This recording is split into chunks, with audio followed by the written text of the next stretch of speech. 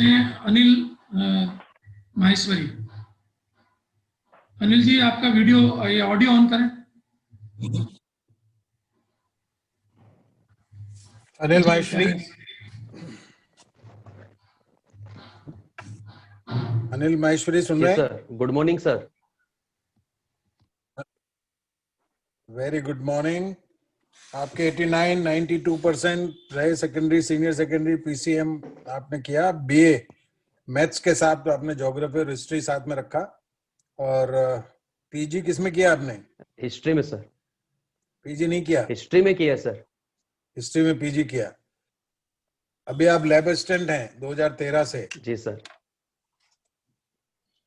2013 से lab assistant हैं। तो मैं आपसे पहला सवाल ये पूछना चाहता हूं कि इतनी सारी क्वालिफिकेशन के बाद आपको लैब असिस्टेंट 12th के बेस पे बनाया है ना? सीनियर सेकेंडरी के बेस पे आपको लैब असिस्टेंट बनाया गया। तो आपने ये क्यों चुना? आप तो और आगे जा सकते थे। जी सर, चुनने के लिए सर एक इकोनॉमिक रूप से जो है परिवार के लिए एक सोर्स के रूप में मुझे एक सर्विस की जरूरत थी सर 12th के बाद में। अच्छा, हाँ, तो इसलिए मैंने इसका सर एक ये सही बात है, ये सही बात है। सिक्योरिटी के लिए किया। हाँ हाँ। अच्छा, मुझे ये बताएंगे कि फिजिक्स में क्या पढ़ाते हैं हमको? फिजिक्स में क्या पढ़ाते हैं? फिजिक्स में सर जो हमारी एनवायरनमेंट की जो भौतिक घटनाएं हैं उनके बारे में हम अध्ययन करते हैं। भौतिक घटनाओं के उनके कॉन्सेप्ट। भौतिक घटनाओं के बारे में पढ़ाते हैं और किसी के बारे में? उसके सर अलग अलग ब्रांचेस है, काइनेटिक्स। अच्छा, फिजिकल साइंसेज में। हाँ, क्वेश्चन सर मैं सुन नहीं पा रहा। चलिए, फिजिकल साइंसेज में और कौन सी साइंस आती है और कौन सा सब्जेक्ट आता है? फिजिक्स में सर मैकेनिक्स आता है सर, काइनेटिक्स आता है, फ्लूइड। फिजिकल साइंसेज, मैंने फिजिकल साइंसेज पूछा मैंने। सॉरी सर, इसकी जानकारी नहीं है सर। अच्छा, सिनेमा देखते हो? सिनेमा? हेलो, हाँ सर। सिनेमा देखते हो क्या? नहीं सर, बहुत पहली कम। बार सिनेमा का आविष्कार कब हुआ? पहली बार सिनेमा का आविष्कार कब हुआ? Sorry sir.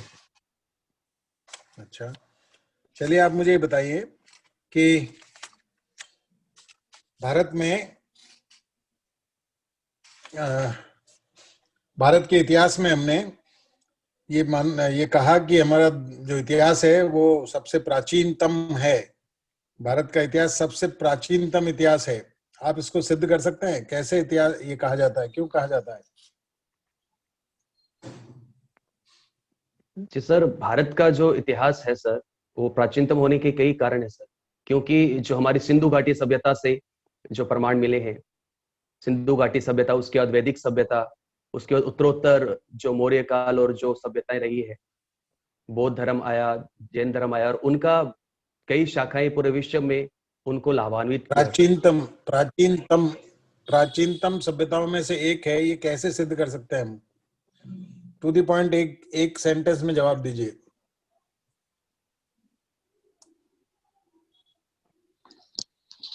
चलिए, कोई बात नहीं।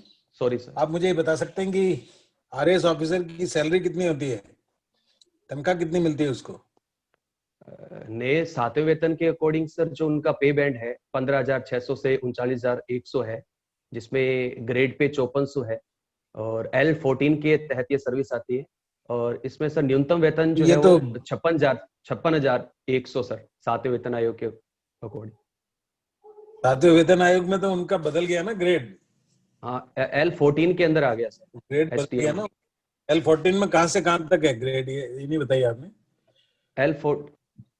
L14 सर जो पे बैंड है उसका 15,600 से 39,100 के बीच में।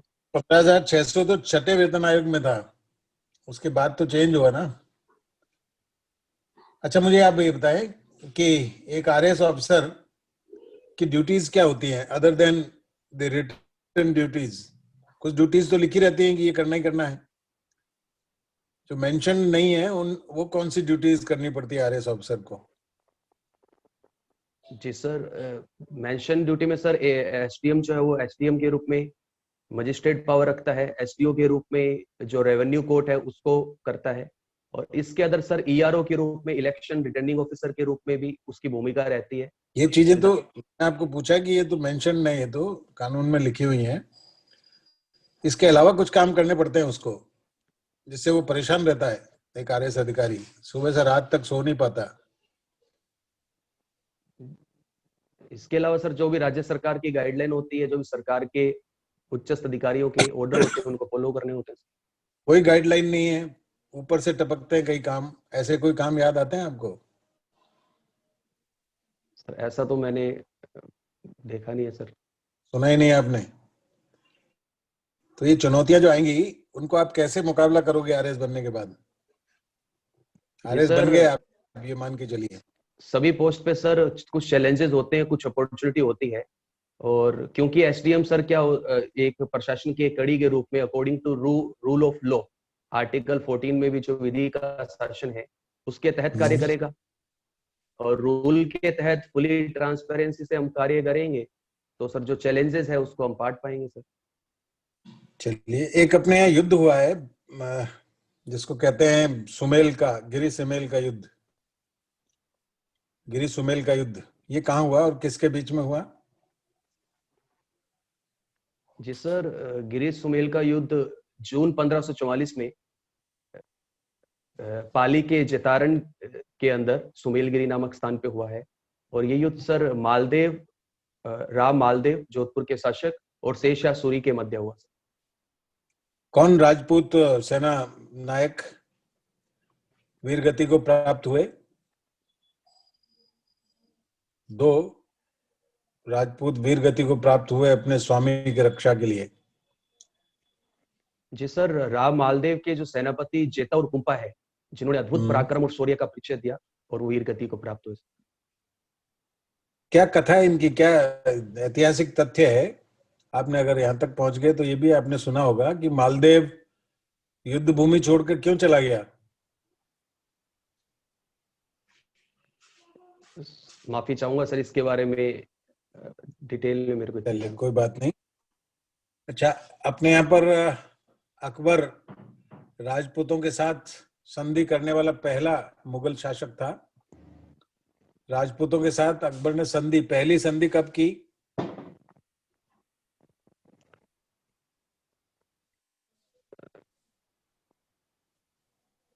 पहली संधि सर जो जयपुर के शासक भारमल जी है। अब मैंने पूछा कब की, पहली संधि कब हुई?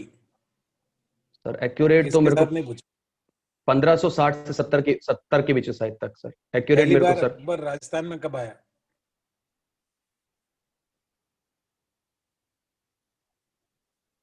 नागौर दरबार के तहत सर 1560 में। चलिए, आप इसको पढ़िए, है ना। आप मुझे बताएंगे कि आमेर की राजकुमारी के साथ अकबर का जो विवाह हुआ था वो कहाँ हुआ था? सांबर के अंदर सर, सांबर जयपुर में। Very very good, very good, बहुत अच्छा। अच्छा, ये बूंदी के एक हाड़ा शासक थे, बूंदी के हाड़ा शासक जिसने रणथंबोर में अकबर की सेना से युद्ध किया था और बाद में संधि कर ली। सुरजन हाड़ा सर, बूंदी के शासक सुरजन हाड़ा। हाँ, बहुत बढ़िया। अकबर का एक नवरत्न था बीरबल, उसकी मृत्यु कब हुई, कैसे हुई? कब हुई तो ये तय नहीं है, कैसे हुई? इसके बारे में कैसे मरा? इसके बारे में सर मुझे जानकारी नहीं है सर, माफी चाहता हूँ। चलिए, कोई बात नहीं। आप मुझे बताएंगे कि संपूर्ण ब्रिटिश भारत का प्रथम गवर्नर जनरल कौन था? 1833 में sir William Bentinck. Good, very good. और पहली बार डाउरी दहेज निरोध अधिनियम पहली बार कब बना? दहेज प्रतिषेध अधिनियम सर 1961 का है। Very good. चलिए, मुझे आप बताएंगे कि एक एंटोनियो ग्रामशी, नाम सुना है? ग्रामशी का नाम सुना है? ए ग्रामशी नहीं सुना? History sir. पढ़ी है ना आपने तो? एक ग्रामशी सर। का नाम सुना है? मार्क ब्लॉक का नाम सुना है? Mark block sorry sir.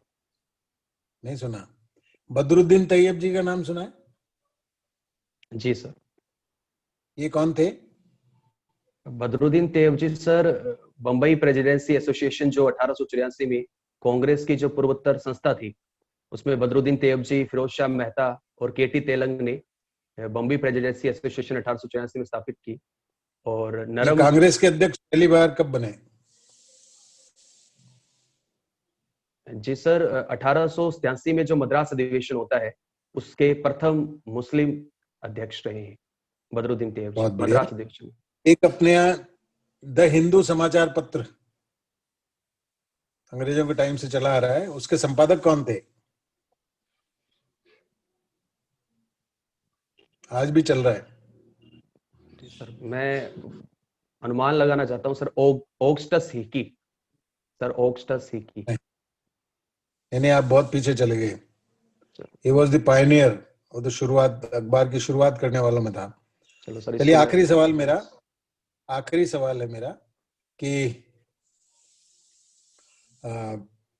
Gopal Krishna Gokhale को भारत का हीरा किसने कहा?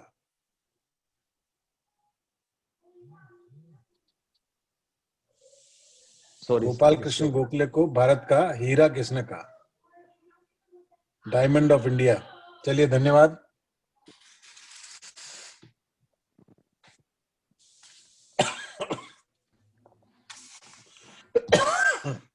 अनिल जी सुन पा रहे हैं? जी sir. Good morning sir. Good morning. Subhash ji, camera off कीजिए सुभाष जी।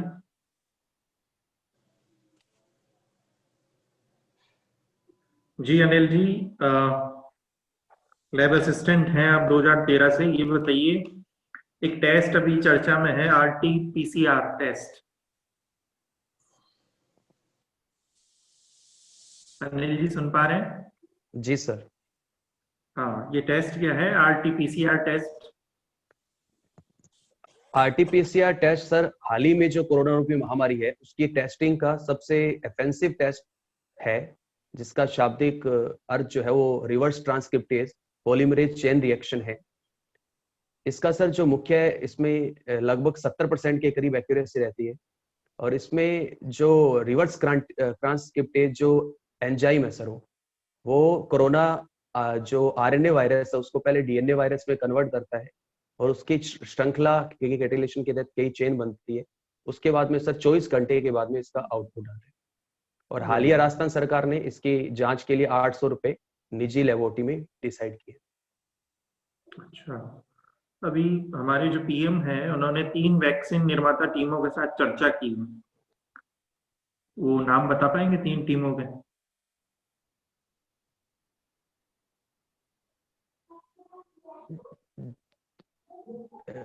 जी सर, एक स्पुतनिक बी की गामालिया रिसर्च इंस्टीट्यूट सर, उसकी जो रेडीज लैब है sir,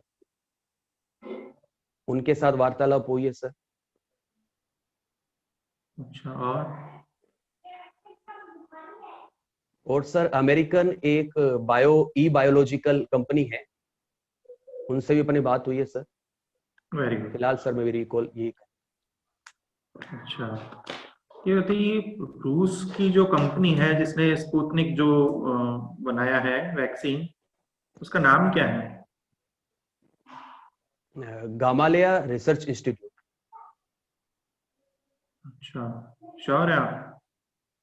sure sir.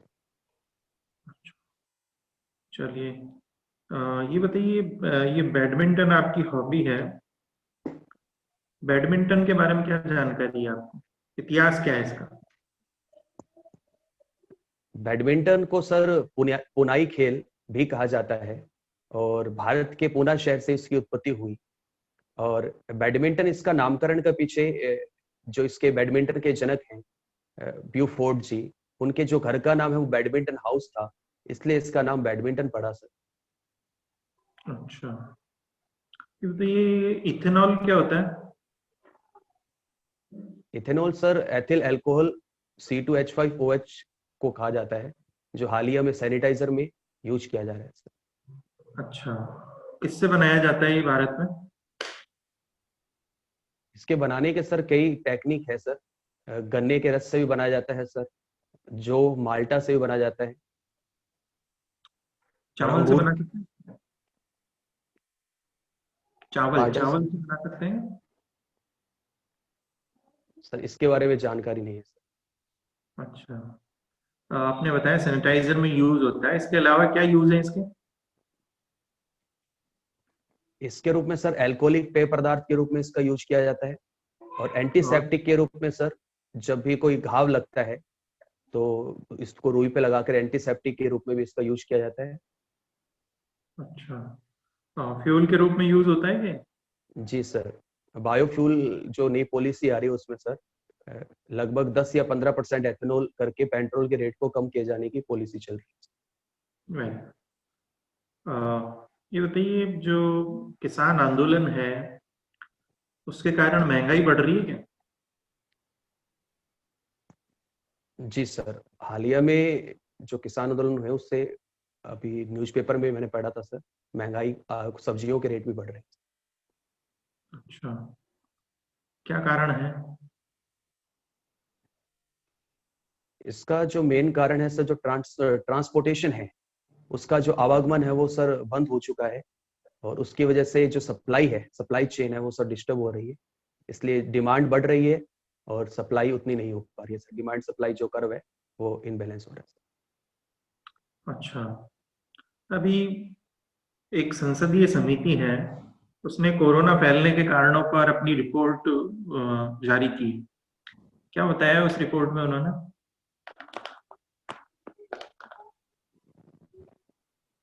Sorry sir, इस कमेटी के बारे में सर मैंने पढ़ा नहीं है। यदि चलिए, कोई बात नहीं। चलिए, भारत के उपराष्ट्रपति कौन है, vice president? Doctor Venkaiah Naidu. और राज्यसभा के उपसभापति कौन है?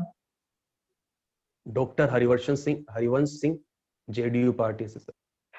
अच्छा, ये रिपोर्ट किसको सौंपी जाती है संसदीय समिति? जो सभापति है सर उसको सौंपी जाती है सर, वेरी गुड, जो पीठासीन अधिकारी है। Very good. ये बताइए, जम्मू कश्मीर में जो जिला विकास परिषद के चुनाव हैं उनके नतीजे कब आएंगे?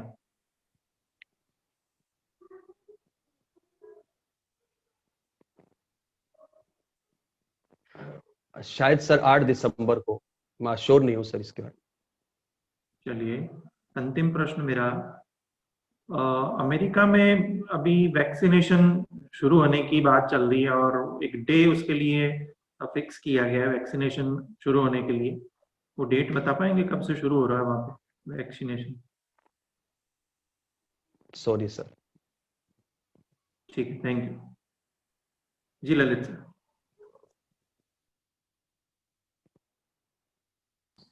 जी सर। जी Anil ji. Good morning sir. Morning Anil ji. आपको अगर ये पूछा जाए कि आपके अंदर एक प्रशासक के क्या क्या गुण होने चाहिए तो क्या बताएंगे? पहला सर मेरा कम्युनिकेशन स्किल, सेकंड मेरा decision making, third planning execution, fourth good listener. ये सर मेरे अंदर कई क्वालिटीज है जो प्रशासक के रूप में आता है। अच्छा, नीति शास्त्र एक प्रशासक में क्या गुण अनिवार्य बताता है? नीति शास्त्र, एथिक्स। नीति शास्त्र के अकॉर्डिंग सर एक प्रशासक के पास ईमानदारी होनी चाहिए, सत्यनिष्ठा होनी चाहिए, और उसको तटस्थ होना चाहिए, निष्पक्ष होना चाहिए। ये मूल्य सर। ईमानदारी और तटस्थ सत्यनिष्ठा में क्या डिफरेंस है? ईमानदारी सर अपने कार्य के प्रति जो है वो प्रशासक को ईमानदार होना चाहिए। व्यक्तिगत जीवन में हो सकता है उसका कोई अलग कार्य हो, पर सत्यनिष्ठा में सर जो मनसा वाचा कर्मणा, हमें सत्यनिष्ठ होना चाहिए, होना होता है, जिसका मतलब जो अपने अंदर है वही हमारे के बाहर के विचार होने चाहिए। एक आरएस अधिकारी में सत्यनिष्ठा किस प्रकार प्रदर्शित होगी?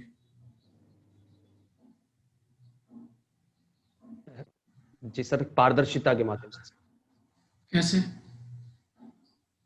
ये सर, यदि कोई एक प्रशासक बिल्कुल अपने कार्य के प्रति पारदर्शी है और बिल्कुल फीडबैक के अकॉर्डिंग उसका कार्य बिल्कुल, एक तरह से ऐसा लग रहा है कि आप ये कहना चाह रहे हैं कि वो कार्य के प्रति ईमानदार है। नहीं सर, यदि प्रशासक के यदि अपने कार्यों में पारदर्शिता रखेगा तो उसके सत्यनिष्ठा का जो है वो परख हो जाएगा। ठीक है। अच्छा, ये कश्मीर की अभी बात हो रही थी, तो वर्तमान कश्मीर की क्या स्थिति है? वर्तमान जो जम्मू कश्मीर है सर, वो एक केंद्र शासित प्रदेश है जहां पर विधानसभा है, और हालिया भी जिला परिषद के चुनाव वहां पर कोरोना के बाद में पहले जो जिला परिषद के चुनाव वहां कराए जा रहे हैं। ओके, विधानसभा में कितने सदस्य हैं वहाँ?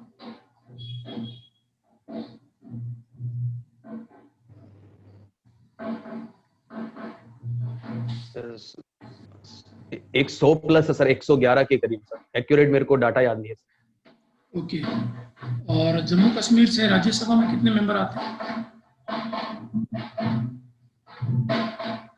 सॉरी सर, इसकी भी जानकारी है सर। ओके। अच्छा, अभी जम्मू कश्मीर केंद्र शासित प्रदेश है और वहाँ विधानसभा भी है। ये किस अनुच्छेद के तहत केंद्र शासित प्रदेश बनाया गया?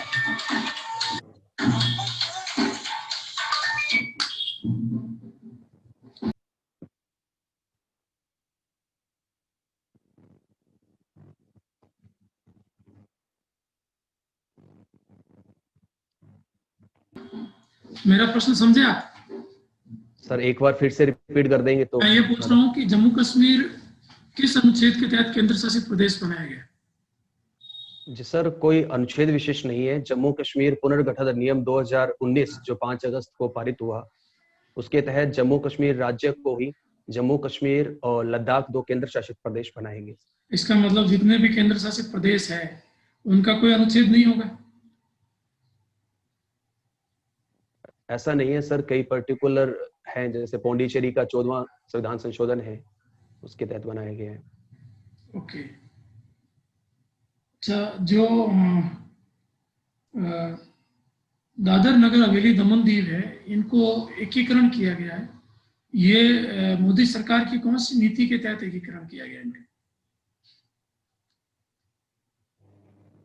इसका sir minimum government maximum governance concept के तहत। राइट, कब किया गया है? एक्यूरेट सर तारीख तो नहीं पता, पर लास्ट ईयर 2019 के अंदर सर ये किया गया। आप कंफर्म हो 19 है या 20 है? 19-20 में ही किया गया sir, sure accurate sir sure नहीं हूँ। ओके। अच्छा, ये बता सकते हैं किस हाईकोर्ट के अधीन है ये?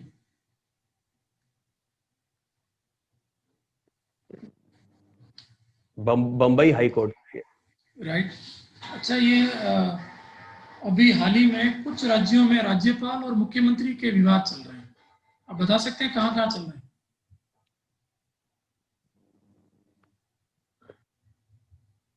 ये सर राज्यपाल और मुख्यमंत्री के विवाद राजस्थान में भी रहा है, इससे पूर्व कर्नाटक में भी रहा है सर, भेजूभाई बाला उनके समय, और हालिया में बंगाल के अंदर डॉक्टर जगदीप धनखड़ और तृणमूल कांग्रेस की सरकार के मध्य विवाद ऐसे देखे गए। ओके, राजस्थान में क्या विवाद रहा है? राजस्थान में सर जो कोरोना रूपी महामारी है, उसमें सत्र बुलाने के लिए जो राज्यपाल की जो विवेकाधीन शक्तियां हैं और मुख्यमंत्री के जो अधिकार हैं, उनके बीच एक टकराव की स्थिति सर देखी। तो आप इसमें किस पक्ष को अधिक उचित मानते हैं?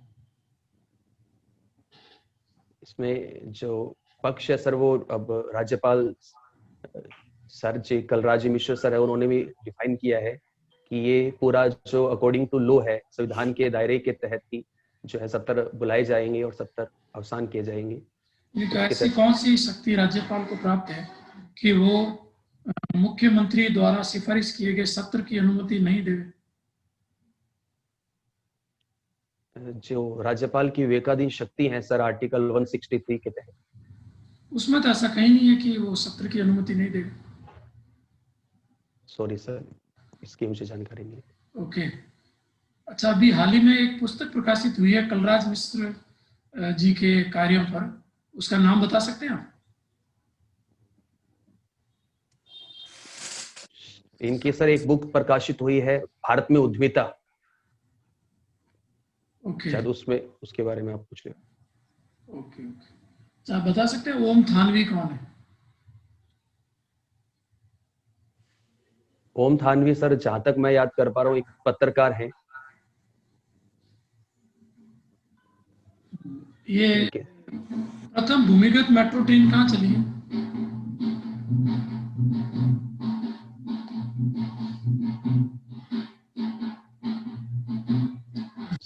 अंडरग्राउंड मेट्रो ट्रेन राजस्थान में सर, हाँ, जयपुर के अंदर चली है सर। कहाँ से कहाँ तक? छोटी चौपड़ से सर चांदपोल तक। दूरी कितनी है? सर एक्यूरेट तो मुझे मतलब 11 किलोमीटर का सर, बड़ी चौपड़ से चांदपोल का है total 11 kilometre. 11 kilometre train underground है? अंडरग्राउंड का सर मुझे ये डाटा है एक्यूरेट। ओके। कहाँ के हो आप अनिल जी? जिला? श्री गंगानगर जिले से। गंगानगर के हैं। अच्छा, गंगानगर की स्थापना कब हुई थी? 26 अक्टूबर 1927 को सर, गंगानगर का किसके द्वारा? स्थापना दिवस। किसके द्वारा? बीकानेर के शासक महाराजा गंगा सिंह। ओके।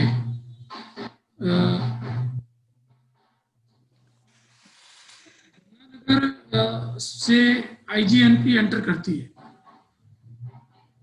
क्या ये सही है? इंदिरा गांधी नहर कहाँ से प्रवेश करती है राजस्थान में? हनुमानगढ़ जिले के टीबी तहसील के तलवाड़ा से। Okay okay. एक आपके वहां डाडा पंपाराम का डेरा है गंगानगर में, ये क्या है? जो विजयनगर के अंदर, विजयनगर और ऊपगढ़ में सर डाडा पामाराम जी का मेला लगता है, जो मेनली ये सर फागुन के अंदर लगता है सर। राइट। अच्छा, ये एशिया का सबसे बड़ा कृषि फार्म है सूरतगढ़ में, इसकी स्थापना कब किसके सहयोग से हुई है? सर सोवियत संघ के सहयोग से हुई है सर, 1948 में। कंफर्म हो आप? सर ईयर के बारे में कंफर्म नहीं हो सर, सोवियत संघ कंफर्म। एक और आपके वहां मेला है, लैला मजनू का मेला, ये क्या है? लैला मजनू की मजार अनूपगढ़ के बिंजोर गांव में है सर। 15 जून को यहाँ पर वार्षिक मेला लगता है। यहाँ पर युगल दंपतियां जो है वो यहाँ आती है और अपने सुहाग की अमर बड़ी उम्र के लिए सर यहाँ पर कामना करती है। ओके। तो लैला मजनू नाम क्यों है? लैला और मजनू सर तो एक प्रेम युगल है जिन्होंने यहाँ पर अंतिम रूप से यहाँ प्राण त्यागे, गगर नदी के तट पे है सर। ओके। अच्छा, मेरा अंतिम प्रश्न आज का, ये एक राजस्थान सरकार की योजना है मोक्ष कलश योजना, बता सकते हैं? बताइए। कोरोना रूपी महामारी में सर जो अस्थि विसर्जन के लिए लोगों को ट्रांसपोर्ट में समस्या आई, तो उनको हरिद्वार भेजने के लिए एक राज्य सरकार के द्वारा बस का प्रावधान किया गया, वो सर मोक्ष कलश यात्रा। राइट। अच्छा, इसको वित्त पोषण कौन करेगा? पैसा कौन देगा? कौन सा विभाग देगा?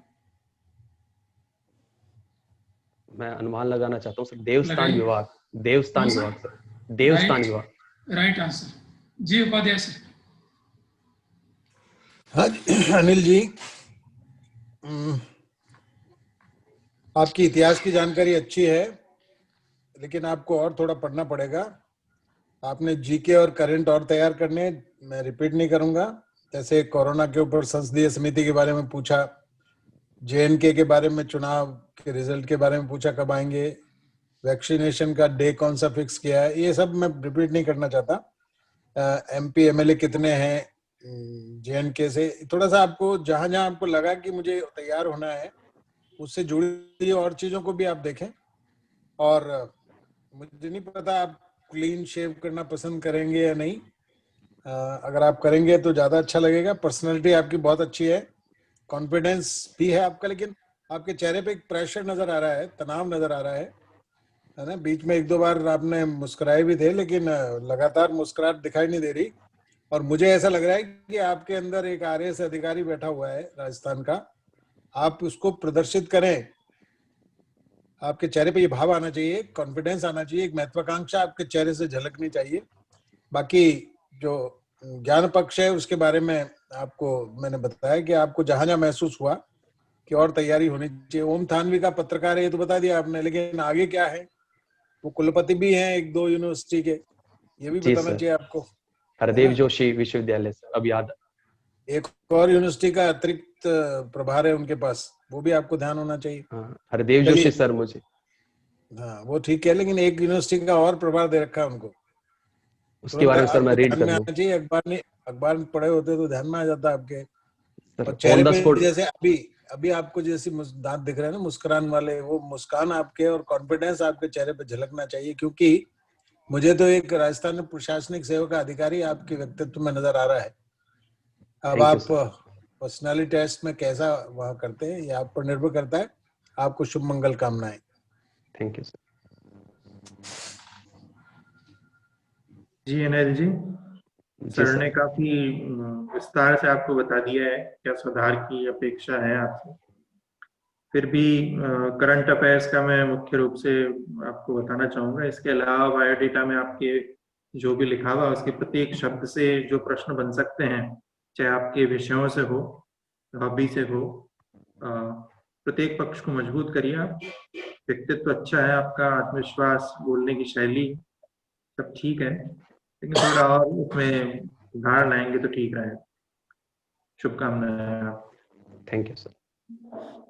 जी अनिल जी, देखें आपके हम जो विश्लेषण कर रहे हैं वो 2 पार्ट में करते हैं, एक तो व्यक्तित्व पक्ष और एक ज्ञान पक्ष। तो ज्ञान पक्ष में हम देखें तो एथिक्स में जो थे, मेरे क्वेश्चन थे, उनमें सत्यनिष्ठा को आप स्पष्ट नहीं कर पाए, और ईमानदारी और सत्यनिष्ठा एक ही दूसरे का पूरक है, बल्कि कहीं पार्ट ही होता है एक दूसरे का।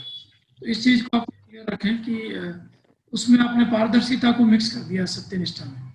तो पारदर्शिता अपने आप में एक अलग बिंदु बनता है, तो इसको आप स्पष्ट रखें।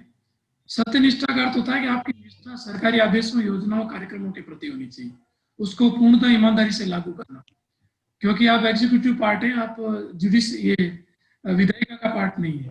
तो वो सत्यनिष्ठा एक RS के रूप में आपकी वहां प्रदर्शित होती है। एथिक्स के बाद आपका पॉलिटी में बात करें तो कंसेप्ट पार्ट अच्छा है आपका, आपने वो मोदी सरकार की नीति भी बता दी है, पर अनुच्छेद जो कम से कम करंट के जो मुद्दे हैं उनके अनुच्छेद आपको पता होने चाहिए।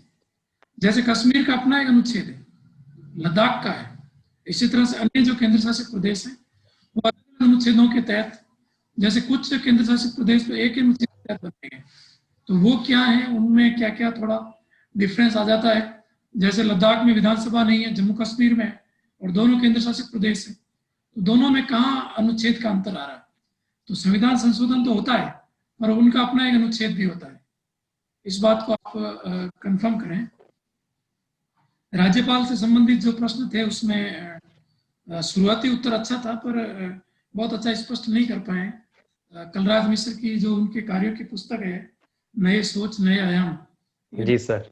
मेरे ये इसका ध्यान रखें। और ओवरऑल जैसे राजस्थान जीके का पार्ट है, उसमें भी जो आपका गृह जिला है प्लस राजस्थान का art culture history broad level पर, इसको आप मेनली बढ़िया तैयार करिए, अच्छा है। वैसे इसके उत्तर आप कैसे थे, राजस्थान करंट में आप कहीं कहीं थोड़ा थोड़ा अटके हो, उसमें भी आधे से ज्यादा उत्तर आपने दिए हैं। ओवरऑल नॉलेज पार्ट में हम अगर आपका परसेंटेज रखें तो सर कितने परसेंटेज रहेंगे इनके, उपाध्याय सर?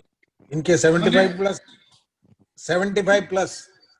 नॉलेज पार्ट में आप 75 पे हो, और व्यक्तित्व पार्ट में आप 90 पे हो। भाषा व्यक्तित्व पार्ट में थोड़ी मुस्कुराहट और आ जाएगी तो 90 प्लस हो जाएंगे। 90, थोड़ा स्माइल रखें। भाषा शैली है, शब्द चयन है आपका, बॉडी वो ठीक। लैंग्वेज है, विनम्रता अच्छी है आपकी, धैर्यपूर्वक उत्तर देते हैं, ये बहुत बढ़िया बात है, और आत्मविश्वास झलकता है। तो व्यक्तित्व पार्ट बहुत शानदार और अच्छा है। ज्ञान पक्ष को, नॉलेज पार्ट को उतने अच्छा बनाइए। इसका वीडियो आपको मिल जाएगा, आप इसको 2-3-4 बार देखना, और इनको दूर करेंगे तो उपाध्याय सर बहुत दीर्घकालिक अनुभवी व्यक्ति हैं, और आरपीएससी अनेक यूनिवर्सिटीज के इंटरव्यू सर ने लिए हैं, तो सबका विश्लेषण बहुत सटीक होता है। इन चीजों पे आप फोकस करेंगे तो आपका हमको विश्वास है कि जो रिजल्ट आएगा बहुत अच्छा जाएगा। Thank you sir. ठीक है, बहुत बहुत शुभकामनाएं Anil ji. Okay sir. Okay जी, उपाध्याय सर, जो नेक्स्ट कैंडिडेट